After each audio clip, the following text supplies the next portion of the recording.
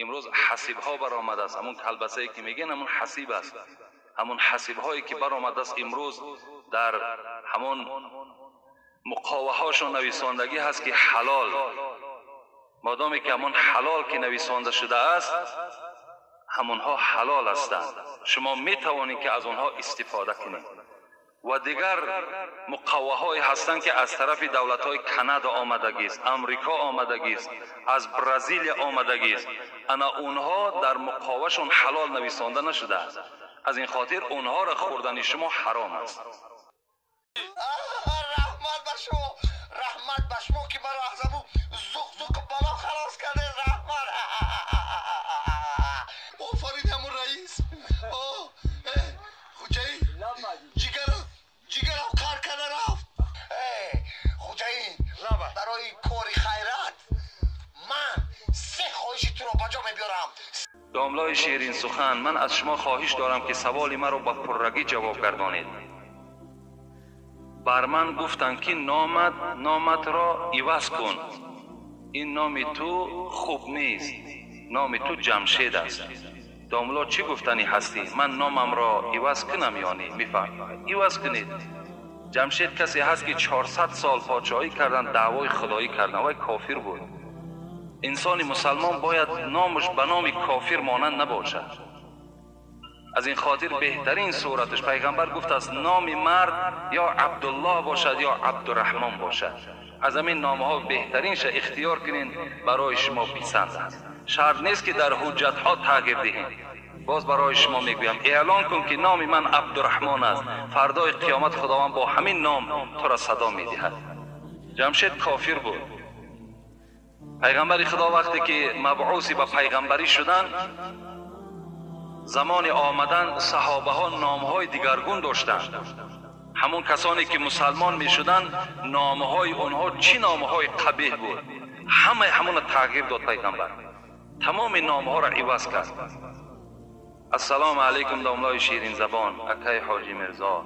من استقامت کننده ناحیه مؤمن آباد می باشم و به شما چنان اعتقاد دارم که کسیته های شما را دسترس نموده گوش میکنم. آیا درست است که سفیدی را یعنی شیر و دوغ را در شام از خانه نمیبرارید؟ اکای حاجی مرزا التماس دارم که من را در این روز سید از تحت دل دعای نیک دهید و شما عمر دراز و موفقیت آرزو دارم. با احترام مخلص دائمی شما از ناحیه مؤمن آباد. خدای مهربان شما را عمر دراز دهد و اخلاص شما را باز هم زیاده بگرداند و شما را خدای مهربان به راه راست هدایت کند. آمین یا رب العالمین. و این دوغ و شیر و چیزی نباشد. وقتی خاندان شما آمدن، همسایه یا کسی که حاجتمند هست، چی شام است، چی خفتن است، چی پیشین است، شما رد نکنید. همه حالت ده.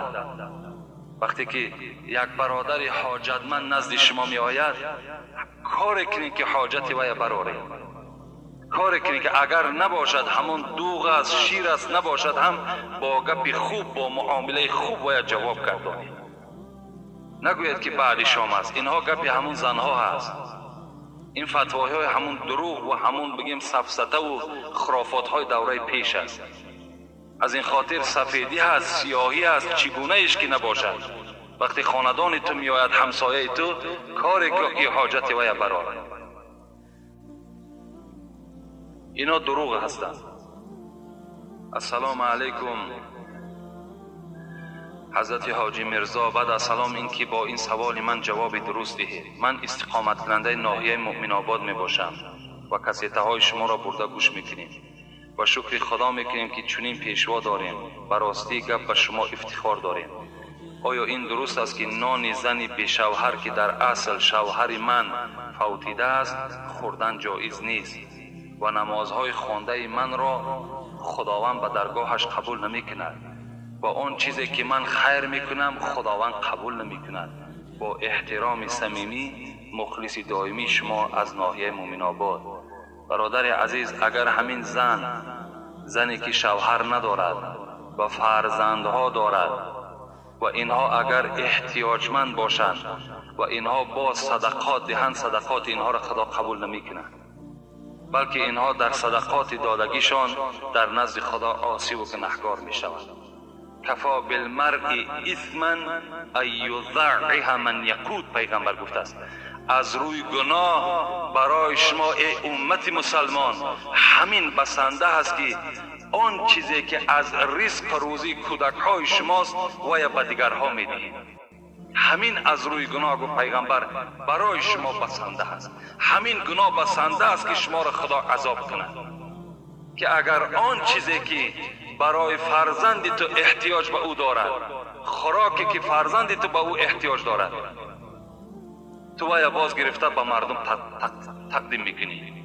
البته کدام زنی به شوهری که یا کدام زنی شوهرداری که اگر از قوت خود زیاد خیر احسان میکند وای در غضب خدا گرفتار میشود، این در نزد خدا هیچ قدر و قیمتی ندارد.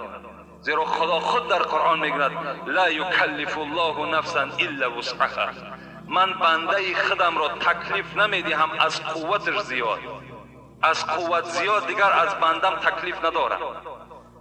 حتی شما اگر همون نان و آبی که در خانه دارین بسنده فرزندهاتون باشد، همراه همونها خورید، این به منزله هست که شما یک دیهر نان دادین. شما صدها آدم چیکار کردین؟ خوراک دادین. وقتی اگر یک کودکی تو از دسترخوان تو سیر میکند، این از عقیده اسلام، این از غمخواری اسلام برای آدمهای فقرا و برای آدمهای غریب. لیکن اگر دستی رسا داشته باشد، شرایط های خوب داشته باشد، اگر یاردم کند باکی ندارد بلکه ثواب میگیرد. و نمازهای اینا چرا خدا قبول نمیکند؟ این مسئول است، شوهرت میمرد، فرزندت میمرد، خودت در حالتی وزین هستی، نماز خوان. با مردن شوهر و مردن فرزند نماز از گردن آدم ساقط نمی شود. یا معنای او را ندارد که خدا تو را غضب کرده باشد و نماز تو را خدا قبول نمی کند، نه، بلکه نماز خواندن گیر نماز خدا قبول می کند. لیکن در دادن خیر احسان اولا از خودت، از فرزندهایت، از خیش قومیتت سر کن، بعد بیرون در مرحمت خیر احسان کن. السلام علیکم داملای عزیز. سوال: دختری را نقض میبینم و در فاتحه هم می باشد. او را گفتم که ستر عورت پوشو، به شخصان بیگانه و خیش و تبارت غیر از اکه و دادرت سلام نکن. آیا من حق دارم با این؟ با سوال پرره جواب دهید. البته حق داری برادر عزیز.